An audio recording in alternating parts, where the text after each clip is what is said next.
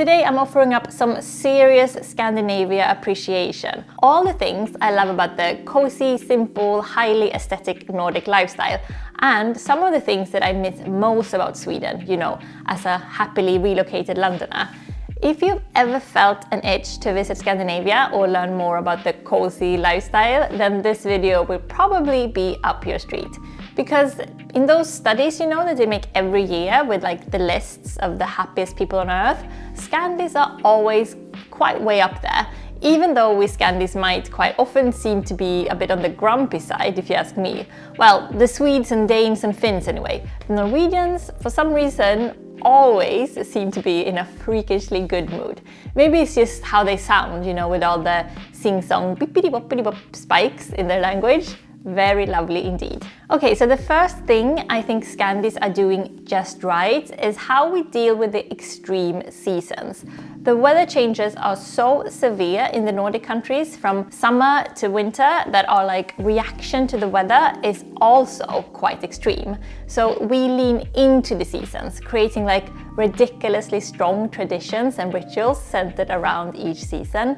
For example, summer Jenny is very different from winter Jenny in behavior and interests and like sleep pattern and mood. So the things that I wear in autumn, I would never wear in spring, and the films I watch in summer, I would never watch in winter. So basically, for every new season, there are like specific routines and traditions we pick up again. And what this means is that like, instead of dreading the darkness and the cold and the everydayness of autumn, we look forward to bringing out our autumn traditions again. So it creates this like extremely cozy nostalgia factor with each new season. We decorate and we cook food and we read books and we dress in a way that reminds us of all the previous autumns. And like the instant nostalgic mood is just like unbelievably cozy. Recommend. Both in terms of interiors and fashion, Scandis do in general care a lot about the aesthetics. I think this is, at least for me, a source of great joy and like a lot of happiness. Having a home that is comfortable and cozy and beautiful, and dressing in clothes that like express who we are is like such a powerful way to be more happy with yourself and your life. It might sound like superficial to care so much about aesthetics, but I don't think it is. Like, being able to relax in your home and feeling like you look nice when you look in the mirror are ways to, you know, invest in yourself in a sense that you're like worth feeling good about yourself. So when it comes to the Scandinavian aesthetic, it's like very modern and quite edgy, yes, but even more so it's like truly like timeless and based on, you know, simple pared back elegance. So white walls and classic furniture and decor in neutral colors and like natural elements like wood and stone and ceramics, and like clothes in oversized, like quite androgynous silhouettes in neutral colors as like a wardrobe based on classic investment pieces. I think when it comes to the Nordic home and the Nordic wardrobe, it's all about vintage and pre-owned, like hand-me-downs and like thrifted finds and like internet auctions for furniture, because it shouldn't have to cost a fortune to have a beautiful home and an elegant wardrobe. And you will see like students with very little money decorating their tiny student rooms so nicely and wearing really great clothes on like next to nothing budgets. Because when going for classics and like timeless, there's no need to shop for designer brands. Like simple no brand secondhand pieces will do just as good. So let me say a huge thank you to Vivaya for sponsoring the video this week. I have once again received 3 pairs from their Autumn-Winter 2023 collection to show you. And as you probably know by now, the best thing about these shoes is that each pair of Vivaya shoes are made from 6 plastic bottles, and they're using a 3D printing technique to spin an eco yarn that the shoes are then made of.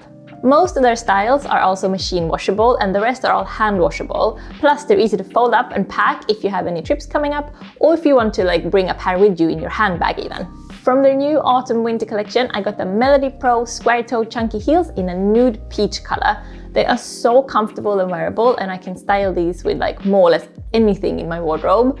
They have upgraded insoles with a diamond pattern and double arch support, so they're very cushiony and lovely to walk on. Additionally, I got a pair of the Margot Mary Jane square toe flats in navy.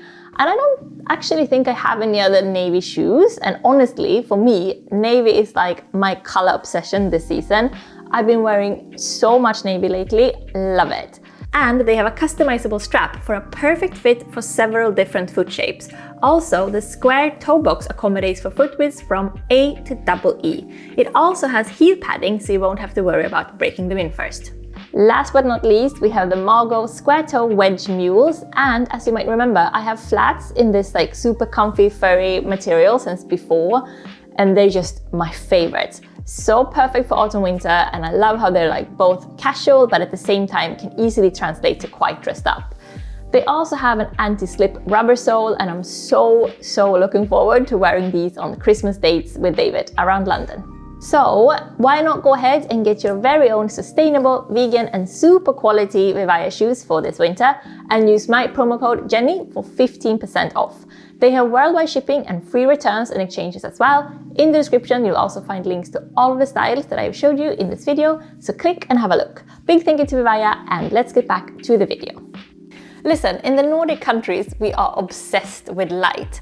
Artificial lighting, candlelight, natural light. We know all about the kelvins and the voltage and the tricks to make the pale Nordic sunlight brighten up our homes. And if you ask me, nothing creates or destroys mood as much as good or bad lighting. For example, placing a mirror where like the sunbeams comes into your home and like reflecting the light to create another sunbeam going across the room to make the most out of the daylight in winter. Or, you know, making sure that a small room has at least 4 small light sources and big rooms like 7 small light sources, like scattered around the room, and that all your light bulbs are extremely low on the Kelvin scale. Because the lower on the Kelvin scale, the warmer. And what I want from a light bulb is for it to emulate fire, not sunlight. So cold sunlight bulbs will kill any mood. I go for extremely warm when I choose light bulbs to match all the lit candles I put, well, more or less anywhere in the room. Many small warm light sources placed low, that's what we want for cozy lighting. And how many times have I said this by now? Must be in the millions. We never, whatever we do, turn on the overhead lights. Those are only there for hoovering. That's the only time we ever turn them on, when cleaning the floors. Nothing kills a cozy mood as much as overhead lights. It should be banned. Having an aesthetically decorated home with all those gorgeous warm light sources, of course we Scandis do love staying at home. We tend to spend a lot of time in our own place and at our friends' homes. So dinner parties and movie nights and cocktail parties and Eurovision watching together, visiting each other's summer houses.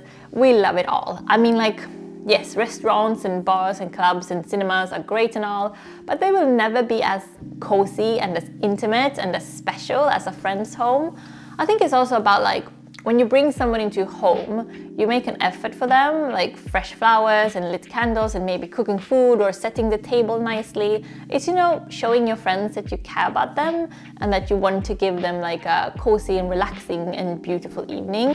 Of course, I know this is extremely important in so many cultures, and there are a lot of other countries that have a bigger dinner party culture than a restaurant culture.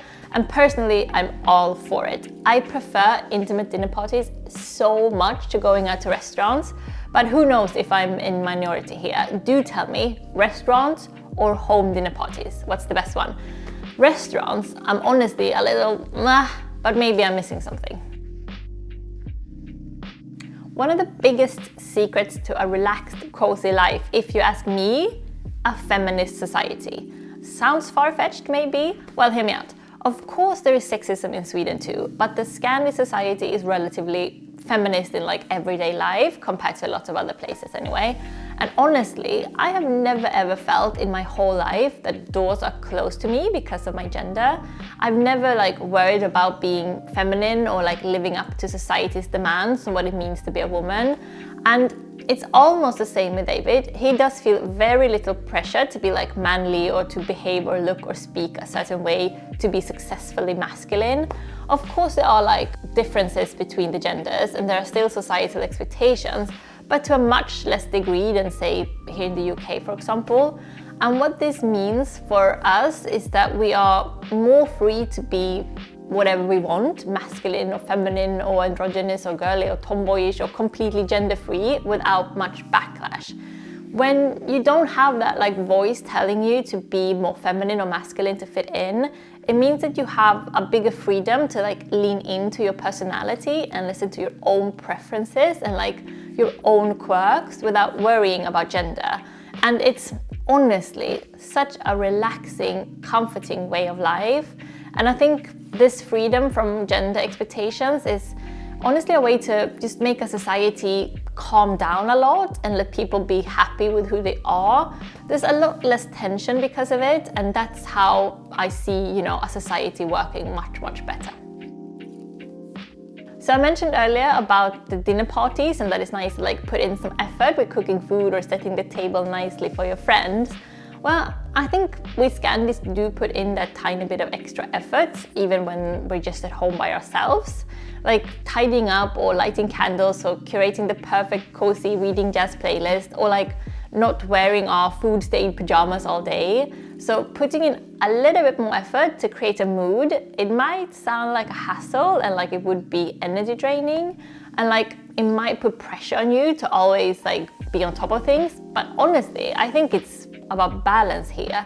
Like a little bit of dust in the corners is nothing to worry about. It's more about creating a mood that relaxes you, like no matter what that looks like. Like slightly elevated coziness. Personally, I don't relax if I'm wearing comfy but ugly clothes, and I don't relax at all in a messy home. So putting in a little bit more effort to create a mood that actually makes me relaxed, if that makes sense. Of course, caring too much until it becomes, like perfectionism, that's exhausting and the opposite of happiness.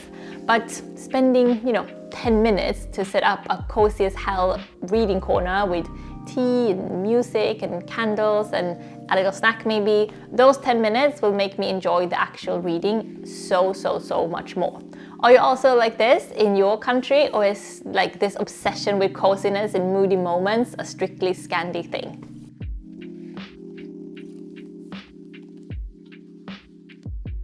Alright, this next one is such an important reason why Scandis are able to like lean into all this coziness, and I'm just gonna say it. Financial security. In the Nordic countries, the minimum wage is high, but the wages of high-earning people is much lower than in many other countries. So it's creating a society where the wage gap and inequality gaps are much lower than average, which means that in Sweden, for example, we have a very large middle class if you look at finances, because even people with like typical working class jobs, like say, working in a supermarket, for example, can afford like a middle class lifestyle, by which I mean, the luxury to not worry that much about money. So when I was a student and David worked in a supermarket, we could afford like a nice 2-bedroom flat, going on cheap trips once in a while, and like putting away money to create a steadily growing savings account. So it was by no means a life of luxury, but it was stable and safe and with the ability to save up for the future. So this combined with, healthcare and education being free, it means for us that we never ever have to look at money as something to stress too much about. I mean, for most Scandis anyway, of course not for everyone. But considering that like straight after this period of our lives, we moved to London and had so much money stress for years and years, I appreciate and value so much what a life of financial stability, not luxury, but stability, means for your mental health and how you look at your life. I don't think extreme wealth makes anyone happier, but I do think that being financially comfortable and safe, that makes everyone happier. Scandinavia have very few millionaires, but we do have a huge chunk of the population never having to stress about paying bills. And that, if you ask me, more than anything, makes for a calm and relaxed and a cozy way to live, feeling that your society is taking care of you and that you're decently paid for the work that you put in. Oh, and at least 5 weeks paid vacation on top. It's not a bad break, is it? So, are you Team Scandi, or does this all sound completely wrong for you? I'm Team Scandi, but I'm still very happy to be living in London, not Stockholm. Why? Well, I did roast Sweden quite good in my Why I Left Sweden video the other week, if you're curious. Still, come June and come Christmas, there's no other place I'd rather be. I love Sweden so much, and I couldn't be more grateful to have been born and raised there. And if you do get a chance, you should definitely visit. But please, whatever you do, make sure you go in summer. Cozy as winter might be with all that candlelight, believe me, the conditions are extreme and not for the faint of heart. Anyway, I enjoyed this so much. It's good for the soul to give some appreciation for your culture and your upbringing, don't you think? Do give me a like if you found this video cozy, and subscribe to my channel if you haven't yet. Why don't you? So that I will see you next week already. That's it. Go light some candles and, you know, please guys, turn off that damn ceiling light already. Okay, bye bye. Peace, peace.